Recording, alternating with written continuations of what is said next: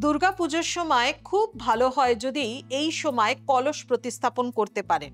North ইস্টের দিকে একটি কলসকে রাখতে হবে গঙ্গা জলে পূর্ণ করে, আমের পল্লব এবং নারকেল দিয়ে, এবং তার সাথে সাথে অবশ্যই কিন্তু ওং দুং দুর্গাওই নমঃ এই মন্ত্র আপনাকে প্রতিদিন পাঠ করতে হবে। দশমীর দিন এই ঘটকে আপনি বিসর্জন দিতে পারেন। আপনি যদি তামার ঘট রাখতে পারেন খুব ভালো, বা যদি মাটির ঘট প্রতিস্থাপন করতে পারেন খুব ভালো, তাহলে তামার ঘট বা পিতলের ঘট রাখলে পরে জলটাকে শুধুমাত্র বিসর্জন করলেই চলবে। এই ঘট আপনার জীবনে উন্নতি এবং জীবনে যত কিছু আপনার অবস্টাকল আছে, যত কিছু বাধা বিপত্তি আছে, সেটাকে কাটাতে সাহায্য করবে।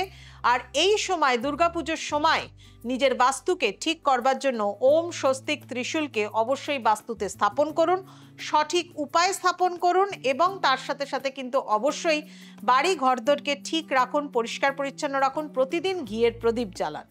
এতে আপনার পরিবেশ ভালো থাকবে, পরিবারের সকল মানুষের কিন্তু মন মেজাজও ভালো থাকবে।